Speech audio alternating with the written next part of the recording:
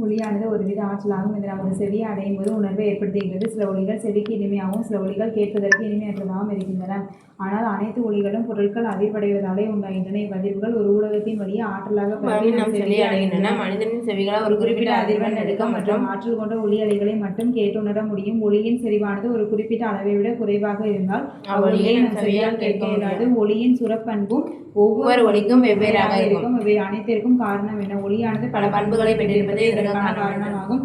ஒலி உண்டாதல், பரவுதல் மற்றும் அவற்றின் பல்வேறு பண்புகளை பற்றி நாம் கற்போம். ஒலி ஏற்படுதல். வெவ்வேறு வெவ்வேறு ஒலிகளை நீங்கள் தினமும் கேட்கிறீர்கள். அவை எவ்வாறு உண்டாகின்றன என்பதை பற்றி ஒலி எவ்வாறு உண்டாகிறது என்பதை புரிந்து கொள்ள கீழே கொடுக்கப்பட்டுள்ள செயல்பாட்டினை செய்து பார்ப்போம். இசைக்கவையின் புயங்களை ரப்பர் பட்டையில் அடிக்கும் போது அது அதிர்வடைகிறது. இசைக்கவையின் புயங்கள் அதிர்வடைவதால் அருகில் உள்ள காற்று மூலக்கூறுகள் அதிர்வடைகின்றன. இவ்வாறு அதிர்வுகள் ஒலியை அடைகின்றன. ஒலி அலைகள் பரவுதல். ஒலி அலைகள் பரவ ஊடகம் தேவை. ஒலி அலைகள் பரவுவதற்கு காற்று, நீர், எஃகு போன்ற பொருட்கள் தேவை. ஒலி அலைகள் வெற்றிடத்தில் பரவ முடியாது. இதனை மணிச்சாடி சோதனை மூலம் விளக்கலாம்.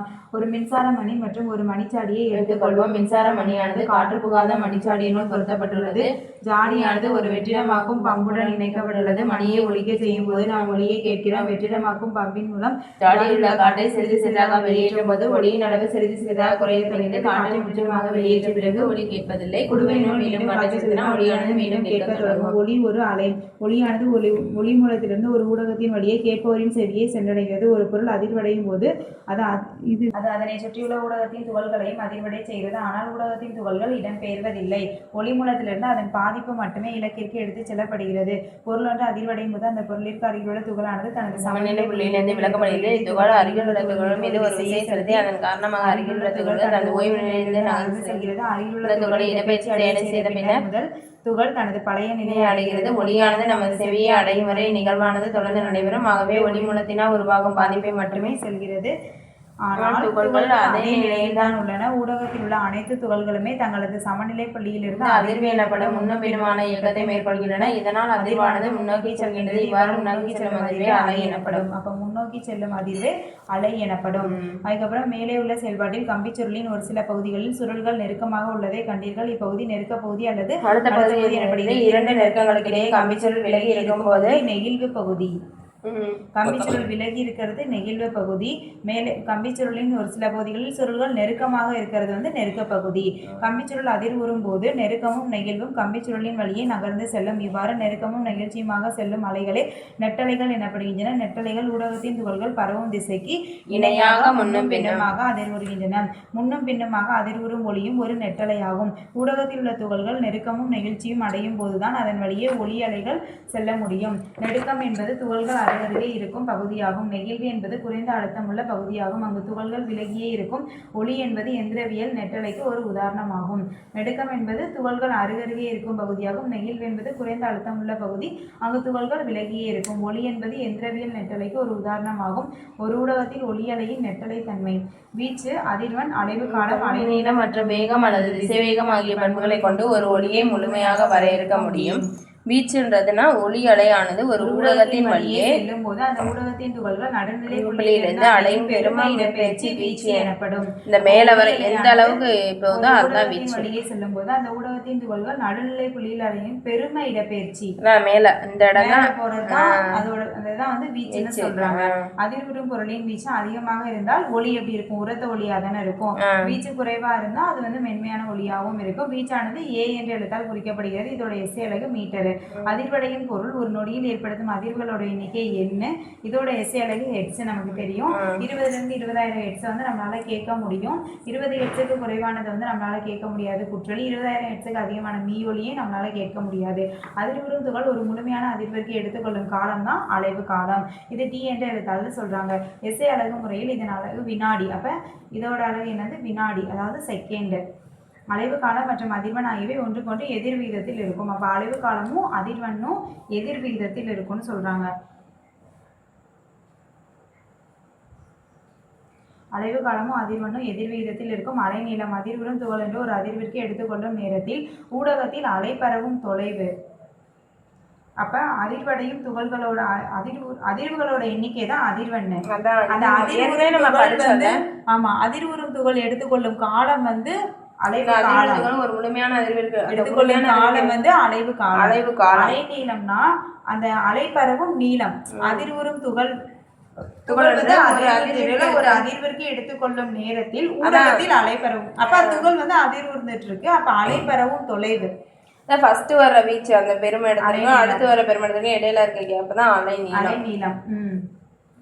அதிர்வெண் துகள் ஒரு அதிர்விற்கு எடுத்துக்கொள்ள நேரத்தில் ஊடகத்தில் அலைபரவும் தொலைவு அலை நீளம் எனப்படும். ஊடகத்தில் அலை பரவுற தொலைவு வந்து அது அலை நீளம். துகள் ஒரு அதிர்விற்கு எடுத்துக்கொள்ளும் நேரத்தில் ஊடகத்தில் அலை பரவும் தொலைவு அலை நீளம். ஒரு ஒளி அலையில் 2 நெருக்கங்கள் மற்றும் நிகழ்வுகளின் மையங்களுக்கு இடைப்பட்ட தொலைவே ஒரு அலை நீளம். அலை நீளமானது இதோட இசையலகு மீட்டர். ஒளியின் திசைவேகம் அல்லது வேகம். ஒரு வினாடி நேரத்தில் ஒளி அலை கடக்கும் தொலைவு திசைவேகம் அல்லது வேகம். ஒரு வினாடி நேரத்துல ஒளி அலை கடக்கும் தொலைவு ஒரு வினாடி நேரத்தில் ஒளி அலை கடக்கும் தொலைவு திசைவேகம் அல்லது வேகம் எனப்படுகிறது. இசையலகு மீட்டர் பெர் செகண்ட். பல்வேறு ஒளிகளை வேறுபடுத்தல். ஒளிகளை கீழ்காணும் காரணிகளை கொண்டு ஒன்றிலிருந்து மற்றொன்றாக வேறுபடுத்தலாம். ஒளி உரப்பு மற்றும் ஒளிச்செறிவு சுருதி தரம். ஒளிச்செறிவு அதிர்வெண் கொண்ட 2 ஒளிகள் உரப்பு பண்பு மூலம் வேறுபடுத்தப்படுகிறது. இது நம்ம பார்த்தோம்ல. ஒரே அதிர்வெண் கொண்ட 2 ஒளிகளை உரப்பு பண்பு மூலமா தான் வேறுபடுத்துறாங்க. ஒரு ஒளியானது உரத்ததா அல்லது மென்மையானதா என்பதை அதோட வீச்சை பொறுத்து அமையும். ஒரு மேசையை மெதுவாக தட்டினா மெதுவான ஒளி வரும், வேகமா தட்டினா வேகமான ஒளி வரும். அதிக செறிவுடைய ஒளியானது அதிக ஆற்றலை பெற்றிருப்பதால் அதிக தூரம் செல்ல முடியுமா? அதிக செறிவுடைய ஒளியானது அதிக ஆற்றலை பெற்றிருப்பதால் அதிக தூரம் செல்ல முடியும். ஒளியானது அதன் மூலத்திலிருந்து விரிந்து கொண்டே செல்வதால் அதன் வீச்சு குறைந்து கொண்டே செல்லும். ஒரே அதிர்வெண் கொண்ட மென்மையான மற்றும் உரத்த ஒளி வடிவத்தை பார்க்கிறோம். ஒளியின் உரப்பு பண்பானது அதன் செறிவை சார்ந்திருக்கும். ஓரளவு காலத்தில் ஓரளவு பரப்பின் வழியே அலை பரவும் திசைக்கு செங்குத்தாக செல்லும் ஆற்றலின் அளவு செறிவு. ஓரளவு காலத்தில் ஓரளவு பரப்பின் வழியே அலை பரவும் திசைக்கு செங்குத்தாக செல்லும் ஆற்றலின் அளவு செறிவாம். இப்ப கேட்கும் திறன் தொடங்குறது 0. கேட்கறது 0ல 10 20 அமைதியான 20 அமைதியான 30 மெதுவாக பேசுதல் 40 ஏதோ ஒரு நூலகம் அமைதியான நூலகம். வீடு 50. வீடு வந்து 50. நம்ம பேசுறது 60. உரையாடல் வந்து 70. 80 வந்து தொழிற்சாலையோடது. தொழிற்சாலை 90 வந்து கொதிகலன் 90 வரும்ல இடையில. 90 சுரங்கப்பாதை ரயில். 110 ராக் பேண்ட். 140 வந்து ஜெட் விமான பரம்பரை. 180 ராக்கெட். 120 குடையாணி. 180 ராக்கெட். 120 குடையாணி. 140 ஜெட் விமானம். 180 ராக்கெட் ஏவுதல். ஒளியின் செறிவானது கீழ்கண்ட காரணிகளை சார்ந்திருக்கும். ஒளி மூலத்தின் வீச்சு, ஒளி மூலத்திற்கும் கேட்போருக்கும் இடையே உள்ள தொலைவு, ஒளி மூலத்தின் பரப்பு, ஊடகத்தின் அடர்த்தி, ஒளி மூலத்தின் ஒளி அதிர்வெண். ஒளியின் செறிவானது டெசிபல் என்ற அலகால். அப்போ ஒளியோட செறிவு டெசிபல். உரப்பதான டெசிபல்னு நம்ம சொல்லுவோம். தொலைபேசியை கண்டுபிடித்தவர் யார்? Alexander Graham bell. அந்த ஒளிப்பதிவு சாதனத்தை கண்டுபிடிச்சது தாமஸ் ஆல்வா எடிசன் 1877. சுருதி என்பது ஒளியானது கனத்ததா அல்லது கீச்சலானதா? அதான் அதிர்வெண் அதிகமா இருந்தா அதிக சுருதி கொண்ட ஒளி இருக்கும். அது கீச்சலாகவும் குறைந்த சுருதி கொண்ட ஒளி கனத்ததாகவும் இருக்குமா? அதிக சுருதி இருந்தா மென்மையா இருக்கும்னு சொல்லி படிச்சோம்ல, அதான் கீச்சல்னு சொல்றாங்க. குறைந்த சுருதி இருந்தா அது வந்து ரொம்ப கர்ச்சனை, அந்த சிங்கத்தோட கர்ச்சனை மாதிரி இருக்கும். அதான் வந்து கனத்ததா இருக்குன்னு சொல்றாங்க. 2 இசைக்கருவிகளால் எழுப்பப்படும் ஒரே வீச்சை கொண்ட 2 ஒலிகள் வேறுபட்ட அதிர்வெண்ணை கொண்டிருந்தால் அவை ஒன்றுக்கொன்று வேறுபடுகின்றன. குறைந்த சுருதி மற்றும் அதிக சுருதி கொண்ட 2 ஒலிகளை குறிக்கும் அலைகள். தரம் 2 வெவ்வேறு இசைக்கருவிகளால் எழுப்பப்பட்ட ஒரே மாதிரியான உரப்பு சுருதி இருந்துச்சுன்னா அதை வந்து நம்ம எதை தரத்தை வச்சுதான் வேறுபடுத்துறோம். ஒரே ஒரு அதிர்வெண்ணை கொண்ட ஒலியானது தொனி. ஒரே ஒரு அதிர்வெண் தான் இருக்குன்னா அந்த ஒலி வந்து தொனி. பல்வேறு தொனிகளின் தொகுப்பு தான் இசை குறிப்பு எனப்படுகிறது. சுரம் என்பது தொனி என்பதை வேறுபடுத்தக்கூடிய பண்பாகும். ஒரே ஒரு அதிர்வெண்ணை கொண்ட ஒலி தொனி. தொனிகளின் பல்வேறு தொனிகளின் தொகுப்பு இசை கருவி, இசை குறிப்பு. ஒரே ஒரு அதிர்வெண் இருந்துச்சுன்னா அது தொனி. பல்வேறு தொனிகளின் தொகுப்பு வந்துட்டு இசை குறிப்பு. சுரம் என்பது தொனி என்பதை வேறுபடுத்தக்கூடிய பண்பாகும். ஒளியின் வேகம் மீட்சித்தன்மை கொண்ட ஊடகத்தின் வழியே பரவும் பொழுது ஒளியானது ஓரளவு காலத்தில் கடந்த தொலைவே ஒளியின் வேகம் என்று வரையறுக்கும். வேகம் சீக்வல் கடந்த தொலைவே காலம். ஒரு அலையானது கடந்த தொலைவு ஒரு அலை நீளம் எனவும் அது பரவுவதற்கு எடுத்துக்கொண்ட காலம் அலைவு காலம் எனவும் கொண்டால் வேகம் சீக்வல் அலை நீளம்பை அலைவு காலம். v = λ/t = 1/n என்பதால் v = n λ. இதெல்லாம் நமக்கு தெரியும். வேகம்னாலே கடந்த தொலைவு காலம் தான். இங்க வேகம்னா அலை நீளம்பை அலைவு காலம் வருது. ஓகே. v = n λ. ஒரு அலையானது கடந்த தொலைவு ஒரு அலை நீளம் எனவும் ஒரு அலையானது கடந்த தொலைவை வந்து என்னன்னு சொல்றாங்க? அலை நீளம்னு சொல்றாங்க. அது பரவுவதற்கு எடுத்துக்கொண்ட காலத்தை வந்து அலைவு காலம். வேகம்னா அலை நீளம்பை அலைவு காலம். அதான் வேகம்னாலே கடந்த தொலைவு பை காலம் தான். ஊடகத்தி பண்புகள் மாறாமல் இருக்கும்போது அனைத்து அதிர்வெண்களை கொண்ட ஒளியின் வேகமும் ஒன்றாகவே இருக்கும். ஒரு ஒளி அலையின் அதிர்வெண் 2 kHz மற்றும் அலைநீளம் 5 சென்டிமீட்டர். அப்ப அதிர்வெண்னா என்ன கொடுத்துருக்கான், என்ன கொடுத்துருக்கான், அலைநீளம்னா லாம்டா கொடுத்துருக்கான். எனில் 1.5 கிலோமீட்டர் தூரத்தை கடக்க அதை எடுத்துக்கொள்ளும் காலம் t வந்து கேட்குறான். இப்போ v = n லாம்டா ஃபார்முலாவா கண்டுபிடிச்சிருக்கோம். நமக்கு வந்து கடந்த தொலைவு கொடுத்துருக்கான் 1.5 கிலோமீட்டர்னு. அதெல்லாம் சப்ஸ்டியூட் பண்ணோம்னா காலம் கிடைச்சிடும். அவ்வளோதான். 20 டிகிரி செல்சியஸ் வெப்பநிலையில் 22 மெகாஹெர்ட்ஸ் அதிர்வெண் கொண்ட ஒளியின் அலைநீளம். அப்போ v = n லாம்டா ஃபார்முலாவில் போட்டோம்னா அதான் 20 டிகிரி செல்சியஸ்ல நம்ம படிச்சோம்ல 344 மீட்டர் பெர் செகண்ட். அதை சப்ஸ்டியூட் பண்ணுறோம். சப்ஸ்டியூட் பண்ணோம்னா லாம்டா கிடைச்சிருது. மெகாஹெர்ட்ஸ் அப்படின்னா வந்து மெகாஹெர்ட்ஸ்னா வந்து 10⁶ தான். அப்போ 344/22 × 10⁶ அதை அடிச்சுட்டு 15.64 × 10⁻⁻6 மேலே வந்தால் -6 இருந்துச்சுன்னா அதை மியூ போடுறாங்க. பல்வேறு ஊடகங்களில் ஒளியின் வேகம். ஒளியானது ஒரு ஊடகத்தின் வழியே ஒரு குறிப்பிட்ட வேகத்தில் பரவுகிறது. வானத்தில் மின்னல் தோன்றி இடி இடிக்கும் போது முதலாவது மின்னலை காண்கிறோம், பிறகுதான் இடி ஓசையை கேட்கிறோம். ஆகவே ஒளியானது ஒளியை விட மிக குறைவான வேகத்திலே பரவுகிறது. ஒளியின் வேகமானது அது பயணிக்கக்கூடிய ஊடகத்தின் பண்பை பொறுத்தே அமையும்.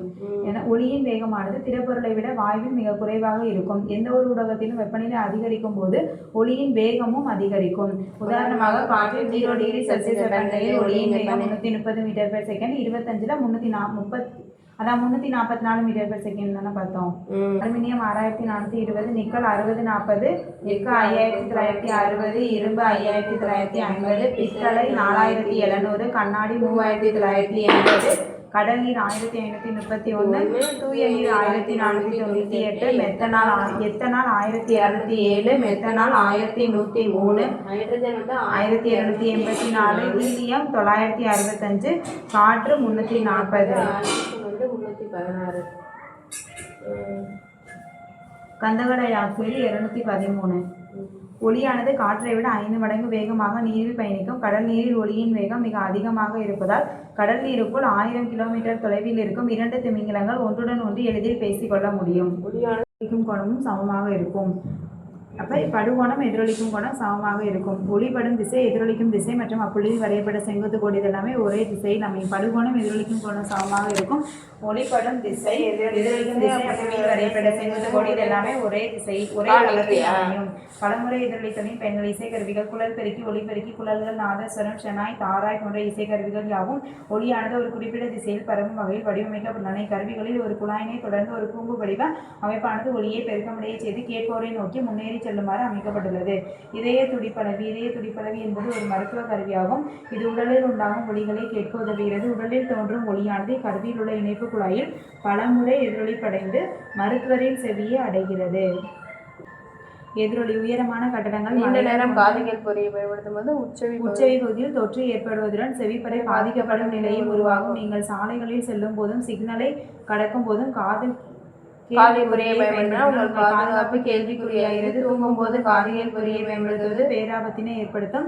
ஏனெனில் அதனுள் மின்சாரமானது செல்கிறது. அதிகமான பயன்பாடு எரிச்சலையும் உண்டு பண்ணலாம். ஆகவே காதில் பொறியை பயன்படுத்துவதை முடிந்தவரை தவிர்க்க வேண்டும்.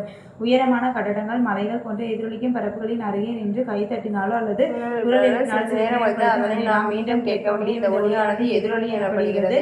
ஒரு வினாடியில் 10ல் 1 பங்கு காலத்திற்கு ஒளியானது தொடர்ந்து மூளையில் உணரப்படுகிறது. எனவே 10ல் 1 பங்கு காலத்திற்கு ஒளியானது தொடர்ந்து மூளையில் உணரப்படுகிறது. 10ல் 1 பங்கு. எனவே எதிரொலிக்கப்பட்ட ஒளியை தெளிவாக கேட்க வேண்டுமெனில் ஒளி மற்றும் எதிரொலிக்கு இடைப்பட்ட காலம் குறைந்தது 0.1 வினாடியாக இருக்க வேண்டும்.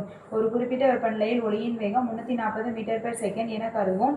ஒளியானது மூலத்திலிருந்து சென்று தடைபட்டு எதிரொலித்து 0.1 வினாடியில் கேட்போரை அடைகிறது. எனவே ஒளி பயணித்த மொத்த தொலைவு 340 மீட்டர் பெர் செகண்ட் 0.1. எதிரொலியை தெளிவாக கேட்க வேண்டும் என்றால் எதிரொலிக்கும் பரப்பு குறைந்தபட்சம் 17 மீட்டர் தொலைவில் இருக்க வேண்டுமா? எதிரொலியை வந்து நம்ம தெளிவாக கேட்கணும்னா அப்போ எதிரொலிக்கும் பரப்பு குறைந்தபட்சம் 17 மீட்டர் தொலைவில் இருந்தால் தான் நம்ம எதிரொலியை வந்து கிளியராக கேட்க முடியுமா? இந்த தொலைவானது காற்றின் வெப்பநிலை பொறுத்து மாறுபடும். தொடர் அல்லது பலமுறை எதிரொலித்தாலும் எதிரொலியை ஒரு முறைக்கு மேலும் கேட்க இயலும். தொடர் அல்லது பலமுறை எதிரொலித்தினாலும் எதிரொலியை வந்து ஒரு முறைக்கு மேலும் கேட்க இயலும். வெவ்வேறு உயரத்தில் உள்ள மேகங்கள் மற்றும் நிலம் போன்ற பல்வேறு எதிரொலிக்கும் பிறப்புகளின் மீதும் படு ஒளி அலையின் தொடர் எதிரொலியின் காரணமாக இடி முழக்கம் ஏற்படுகிறது. ஒருவர் தனது துப்பாக்கியை சுட்டு 5 வினாடிக்கு பிறகு எதிரொலியை கேட்கிறார். அவர் குன்றை நோக்கி 310 மீட்டர் முன்னோக்கி நகர்ந்து மீண்டும் சுடுகிறார். இப்பொழுது 3 வினாடிக்கு பிறகு எதிரொலியை கேட்கிறார் எனில் ஒளியின் வேகம் எவ்வளவு? எதிர்முழக்கம் பெரிய அறைகளில் ஏற்படுத்தப்படும் ஒளியானது அறையின் சுவர்களில் பட்டு மீண்டும் எதிரொலிப்படைந்து அதன் கேட்கும் தன்மை சுழியாகும் வரை நீடித்திருக்கும். பன்முக எதிரொலிப்பின் காரணமாக ஒளியின் கேட்டல் நீடித்திருக்கும் தன்மை எதிர்முழக்கம் எனப்படும்.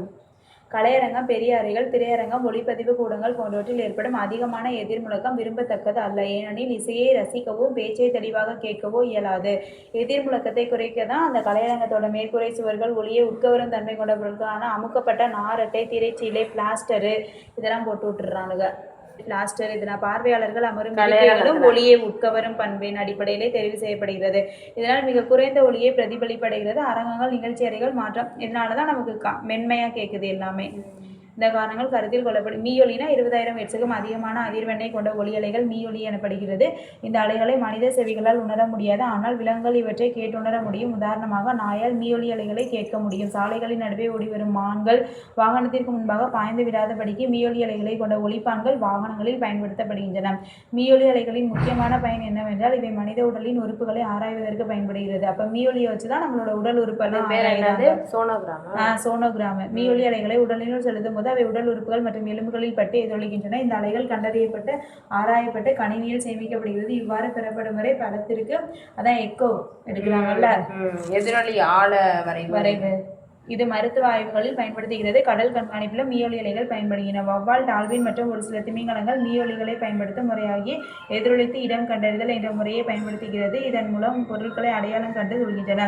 எதிரொலித்து இடம் கண்டறிதல் மூலம் வவ்வால்கள் இருட்டான குகைகளில் பயணிப்பதோடு தங்களுக்கு தேவையான இரையை பெற்றுக்கொள்கின்றன. டால்பின்கள் மற்றும் திமிங்கலங்கள் தண்ணீருக்கு அடியில் மீயொலி அதிர்வெண்களை கொண்ட ஒலியை எழுப்பி அதன் மூலம் பயணிக்கின்றன. மேலும் தங்களுக்கு தேவையான இரையையும் தேடிக்கொள்கின்றன. மீயொலியின் பயன்கள். மீயொலி அலைகள் தூய்மையாக்கும் தொழில்நுட்பத்தில் பயன்படுகின்றன. பொருட்களின் மீதுள்ள மிகச்சிறிய தோல்களை நீக்குவதற்கு அப்பொருட்கள் மீயொலி செல்லும் திரவத்தினுள் வைத்து தூய்மைப்படுத்தப்படுகிறது. உலோக பட்டைகளில் உள்ள வெடிப்பு மற்றும் குறைகளை மீயொலி அலைகளை கொண்டு கண்டறியலாம். மீயொலி அலைகள் இதயத்தின் பல்வேறு பகுதிகளிலிருந்து எதிரொலிக்கப்பட்டு இதயத்தின் பிம்பத்தை ஏற்படுத்துகின்றன. அதான் எக்கோகிராம். மீயொலி அலைகளை கொண்டு சிறுநீரகத்தில் உள்ள கற்களை சிறு சிறு துகள்களாக உடைக்க முடியும். சிறுநீர் வழியாக வெளியேற்றப்படுகின்றன. சோனார் என்ற சொல்லின் பொருள் என்ன? சவுண்ட் நேவிகேஷன் அண்ட் ரேஞ்சிங் என்பதாகும். சவுண்ட் நேவிகேஷன் என்ற கருவியானது மீயொலி அலைகளை செலுத்தி நீருக்கு அடியில் உள்ள பொருட்களின் தூரம், திசை மற்றும் வேகம் ஆகியவற்றை கணக்கிட முடியும். இதில் மீயொலியை பரப்பக்கூடிய சாதனமும் மீயொலியை உணரக்கூடிய உணர்வியும் உள்ளன. அவை படகு மற்றும் கப்பல்களுக்கு அடியில் பொருத்தப்பட்டுள்ள பரப்பியானது மீயொலிகளை உருவாக்கி பரப்புகின்றது. இவ்வலைகள் நீருக்குள் பயணித்து கடலின் அடித்தளத்தில் உள்ள பொருட்களின் மீது பட்டு எதிரொலிப்படைந்து மீண்டும் வரும்பொழுது உணர்வியினால் உணரப்படுகின்றன. உணர்வியானது மீயொலிகளை மின்சார சைகைகளாக மாற்றமடைய செய்கின்றது. அவற்றிலிருந்து தகவல்கள் பெறப்படுகின்றன. நீரில் ஒளியின் திசைவேகம் மற்றும் பரப்பப்பட்ட ஒளிக்கும் பெறப்பட்ட ஒளிக்கும் இடையே உள்ள கால இடைவெளி ஆகியவற்றை கணக்கிட்டு அதன் மூலம் நீருக்குள்ளிருந்து மீயொலி அலைகளை எதிரொலித்த பொருளின் தொலைவை கணக்கிடலாம். ஒரு கப்பலிலிருந்து அனுப்பப்படும் மீயொலியானது கடலுக்கு அடியில் உள்ள பொருளின் மீது எதிரொலிக்கப்பட்டு 3.42 வினாடிக்கு பிறகு மீண்டும் வந்தடைகிறது. கடல் நீரில் மீயொலியின் வேகம் 1531 நம்ம படிச்சிருக்கோமா? அப்ப மீயொலி கடந்த தொலைவு 2 × கடலின் ஆழமா. தொலைவு = வேகம் × நேரம் என்பதால் 2t = வேகம் × நேரம்.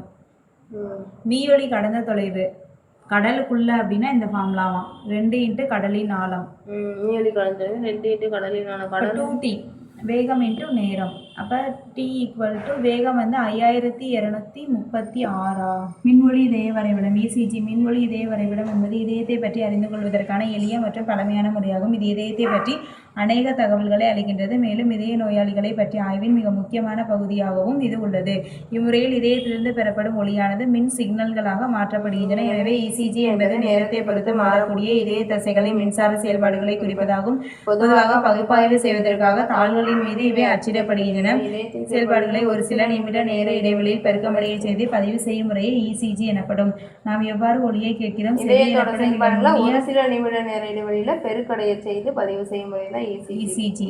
நாம் எவ்வாறு ஒலியை கேட்கிறோம்? செவி எனப்படும் மிக நுண்ணிய உணர்வு உறுப்பின் மூலம் நாம் ஒலியை கேட்கிறோம். கேட்கக்கூடிய அதிர்வெண்களை கொண்ட காற்றினில் ஏற்படும் அழுத்த மாறுபாடுகளை மின்சார சைகைகளாக மாற்றுவதற்கு இவை உதவுகின்றன. இந்த சைகைகள் காது நரம்புகள் வழியே மூளையை சென்றடைகின்றன. செவியானது ஒலியை கேட்கும் விதமானது கீழே கொடுக்கப்பட்டுள்ளது. செவியின் வெளிப்பகுதி செவிமண்டலம் என்று அழைக்கப்படுகிறது. சுற்றுப்புறத்திலிருந்து ஒலியை சேகரிக்கிறது. சேகரிக்கப்பட்ட ஒலியானது வெளி செவி குழாய் மூலம் செவிக்கு உள்ளே செல்கிறது. வெளி செவி குழாயின் முடிவில் செவிப்பறை உள்ளது.